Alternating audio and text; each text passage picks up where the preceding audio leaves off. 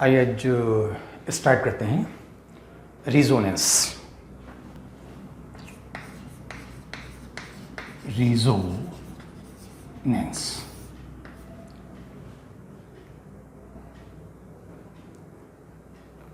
ऐसे बहुत सारे केमिकल कंपाउंड्स हैं जिनकी हम सारी प्रॉपर्टीज़ को एक्सप्लेन करने के लिए हमें एक से ज़्यादा इलेक्ट्रॉनिक स्ट्रक्चर की ज़रूरत होती है,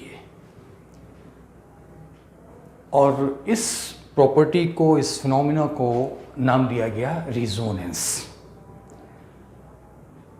तो उस कंपाउंड, कुछ ऐसे कंपाउंड्स जिनकी हम सारी प्रॉपर्टीज़ किसी एक सिंगल स्ट्रक्चर से हम एक्सप्लेन ना कर सकें, और उसके लिए हमको उस कंपाउंड की सारी प्रॉपर्टीज़ को एक्सप्लेन करने के लिए एक से ज़्यादा इलेक्ट्रॉनिक स्ट्रक्चर्स की अगर हमको ज़रूरत पड़ रही है, तो इस फिनोमेना को कहते हैं रिजोनेंस। और ये टर्म रिजोनेंस जो है, इसको हेज़नबर्ग ने दिया था। Heisenberg. The term resonance was given by Heisenberg in 1926। आइए इसमें से पहले कुछ सिंगल बॉन्ड्स वाले देख लें। Suppose molecule is a HCl। अब HCl के केस में क्या है कि अगर इसमें से हम देखें तो इसमें से हाइड्रोजन, और ये हाइड्रोजन का जो इलेक्ट्रॉन्स है ये भी शिफ्ट हो गया टूवर्ड्स क्लोरीन एटम। तो यहाँ पर ये माइनस चार्ज, हाइड्रोजन पर ये प्लस चार्ज, कैटायन और एनायंस के बीच में फोर्स ऑफ अट्रैक्शन की वजह से ये जुड़ा हुआ है। ये हो गया हमारा HCl का मॉलिक्यूल। डबल बॉन्ड वाली के केस में आइए, इसको रिजोनेंस को समझने के लिए सबसे इंपॉर्टेंट कंपाउंड्स हैं, और वो हैं आपके एरोमेटिक हाइड्रोकार्बन्स। तो इस एरोमेटिक हाइड्रोकार्बन्स में the first member of aromatic hydrocarbon is a benzene, C6H6। क्या स्ट्रक्चर उसका होता है? 6 कार्बन की एक रेगुलर हेक्सागोन रिंग। ये 6 कार्बन हो गए, and each carbon has one hydrogen atom,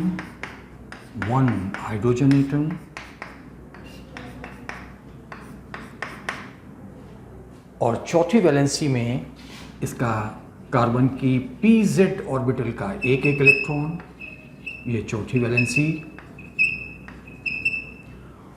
और ये जो हमारे pz ऑर्बिटल के एक इलेक्ट्रॉन से, चूंकि पाई बॉन्ड बनाते हैं तो इनको हम क्या बोलते हैं? Pi electrons. तो ये हो गए 6 पाई इलेक्ट्रॉन्स। अब ये पाई इलेक्ट्रॉन्स जो हैं, ये डबल बॉन्ड, ये डबल बॉन्ड, ये डबल बॉन्ड।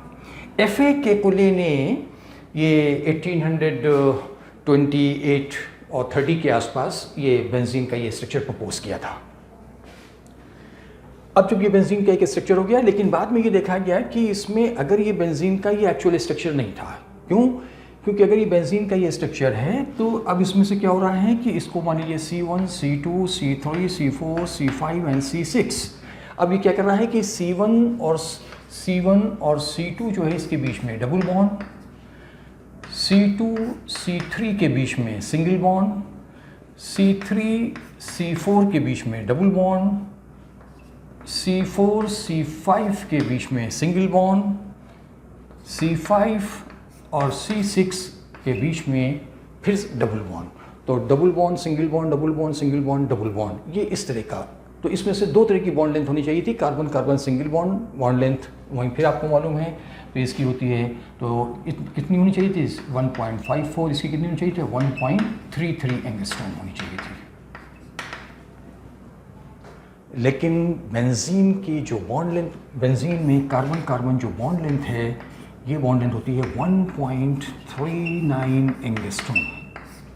ना तो इसमें सिंगल बॉन्ड वाली बॉन्ड लेंथ है, ना इसमें डबल बॉन्ड वाली बॉन्ड लेंथ है।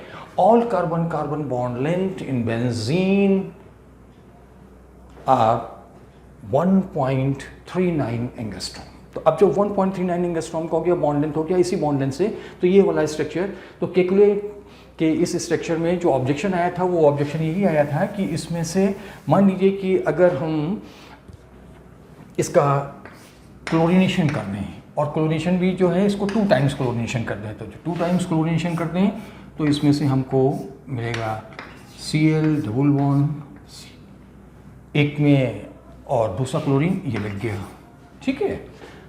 दूसरी पॉसिबिलिटी क्या है यहाँ पर कि अगर ये इस वाली पोजीशन को ले लें तो यहाँ पर लगा, तो ये Cl, ये भी ऑर्थो पोजीशन है, ये हो गया।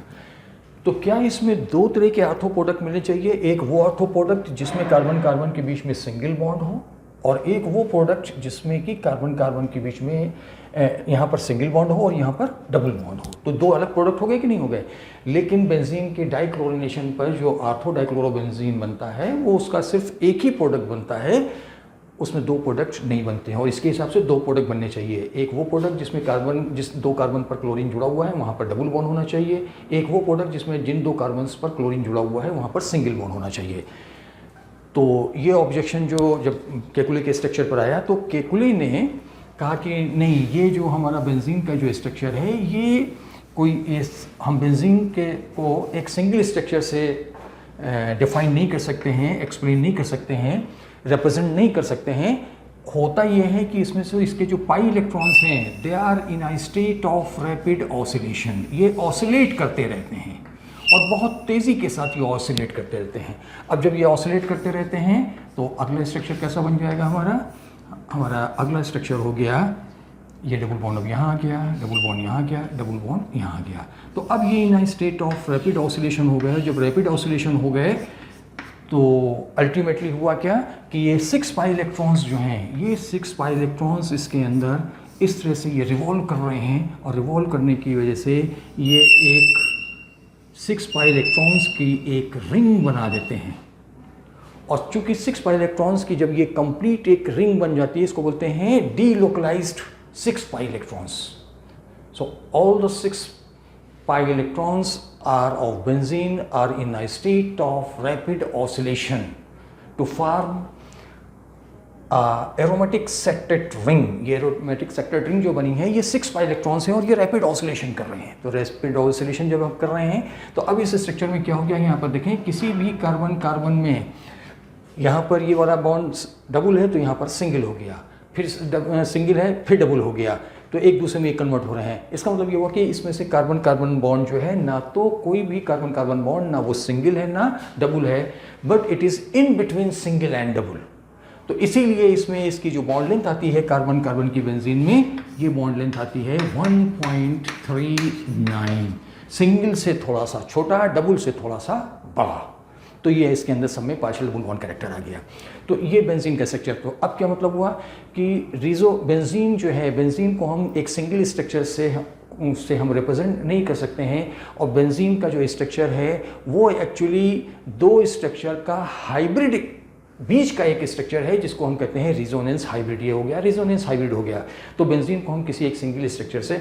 अच्छा, अब दूसरी चीज़ क्या हुआ कि बेंजीन के ये 3 स्ट्रक्चर्स हैं। अब ये 3 स्ट्रक्चर्स जो हैं ये क्या कर रहे हैं कि इनको हम बोलेंगे रिजोनिंग स्ट्रक्चर्स, और ये क्या कर रहे हैं कि एक्चुअल स्ट्रक्चर्स को ये कंट्रीब्यूट कर रहे हैं। कुछ प्रॉपर्टीज़ को ये शो कर रहे हैं, कुछ प्रॉपर्टीज़ को ये शो कर रहे हैं, बाकी से प्रॉपर्टीज़ इसमें शो हो रही है। तो इसमें से हर स्ट्रक्चर जो है वो कंट्रीब्यूट कर रहा है towards actual structure of benzene, इसलिए इनको हम या तो रिजोनेटिंग स्ट्रक्चर्स कहते हैं, दूसरा नाम इसका है कंट्रीब्यूटिंग स्ट्रक्चर या इनको कंट्रीब्यूटिंग स्ट्रक्चर कहते हैं, तीसरा टर्म है इसका कैनोनिकल फॉर्म और या इनको बोलते हैं कैनोनिकल फॉर्म। तो बेंजीन के केस में क्या हुआ कि बेंजीन के केस में रिजोनेंस हेज़नबर्ग ने दिया कि ये जो बेंजीन है ये बेंजीन एक्चुअली कई स्ट्रक्चर्स के बीच की एक स्टेट है जो इसका एक्चुअल स्ट्रक्चर हो सकता है। और वो क्या है, उसमें से 2 स्ट्रक्चर तो केकुले के, और केकुले का स्ट्रक्चर नंबर 1, केकुले का स्ट्रक्चर नंबर 2, ये 2 स्ट्रक्चर हो गए। इसको केकुले ने प्रपोज किया था इसलिए हम उसको बोलते हैं केकुलेज स्ट्रक्चर। ये अराउंड 80% बेंजीन की प्रॉपर्टीज़ हम इन 2 स्ट्रक्चर से एक्सप्लेन कर सकते हैं। रेस्ट प्रॉपर्टीज़ के लिए अब 3 स्ट्रक्चर्स डीवर्स ने दिए थे, और ये जो डीवर ने प्रपोज किया था इसका स्ट्रक्चर पैराबॉन्ड का कॉन्सेप्ट दिया था उन्होंने। एक ये स्ट्रक्चर डीवर का बेंजीन के लिए, बेंजीन का दूसरा स्ट्रक्चर जो उन्होंने प्रपोज किया वो ये किया, तीसरा स्ट्रक्चर बेंजीन का उन्होंने प्रपोज किया ये वाला। ये वाले जो स्ट्रक्चर हैं ये किसने प्रपोज किए थे, ये किया था डीवर्स ने। इसको बोलते हैं डिवर्स स्ट्रक्चर्स।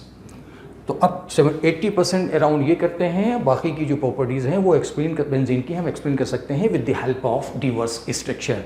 तो इसका मतलब क्या हुआ कि इसमें से कोई भी स्ट्रक्चर जो है वो बेंजीन का एक्चुअल स्ट्रक्चर नहीं है। ये सारे के सारे जो है कंट्रीब्यूटिंग स्ट्रक्चर्स हैं, कैनोनिकल फॉर्म है, रिजोनेटिंग स्ट्रक्चर्स हैं, और हर स्ट्रक्चर बेंजीन की कुछ प्रॉपर्टीज़ को एक्सप्लेन कर रहा है। सारे स्ट्रक्चर्स जो हैं ये कैसे हैं, ये इंटरनल एनर्जी और स्टेबिलिटी में ऑलमोस्ट सेम है, सबकी इंटरनल एनर्जी एक जैसी है।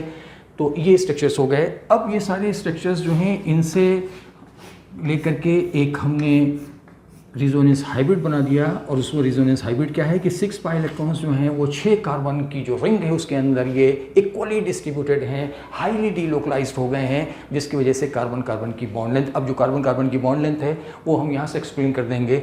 बाकी कुछ रिएक्शंस इससे एक्सप्लेन हो जाते हैं, कुछ इससे हैं, कुछ प्रॉपर्टीज़ इससे एक्सप्लेन कर देते हैं। तो इनमें से कोई भी स्ट्रक्चर जो है वो बेंजीन का एक्चुअल स्ट्रक्चर नहीं है, लेकिन हर स्ट्रक्चर जो है वो बेंजीन की बहुत सारी प्रॉपर्टीज़ को शो करता है। This phenomena is known as resonance, और ये रिजोनेंस टर्म जो है वो दिया था हेजनबर्ग ने 1926 में। तो ये हो गया रिजोनेंस। अब इसी के साथ में आइए दूसरा इसमें से इंपॉर्टेंट है जो शॉर्ट नोट्स में हो जाता है, और वो है रिजोनेंस एनर्जी। तो next one is resonance energy. अब ये क्या है, इसमें से जो एरोमेटिक हाइड्रोकार्बन्स हैं, इस एरोमेटिक हाइड्रोकार्बन्स में बेंजीन है। अब बेंजीन के अंदर हम देख रहे हैं कि इसमें से 3 डबल बॉन्ड्स हैं, तो इसके अंदर अनसैचुरेशन है, कार्बन कार्बन डबल बॉन्ड्स हो गए। हम जानते हैं कि जो सिंगल बॉन्ड या सिग्मा बॉन्ड्स होते हैं ये स्टेबल वाले होते हैं, और जब ये स्टेबल वाले हैं तो इन पर रिएक्शन, ये स्टेबल हो गए, इस पर रिएक्शन भी बड़ी डिफ़िकल्टी से होता है। इन बॉन्ड्स को ब्रेक करने के लिए हमको ज़्यादा एनर्जी चाहिए होती है, जबकि कार्बन कार्बन जो डबल बॉन्ड होता है इसमें से एक सिग्मा और ये पाई बॉन्ड जो होता है वीक होता है, और ये वीक बॉन्ड जो है बड़ी आसानी से टूट जाता है। इसलिए जो अनसैचुरेटेड कंपाउंड्स होते हैं they are more reactive than alkenes और सैचुरेटेड हाइड्रोकार्बन्स।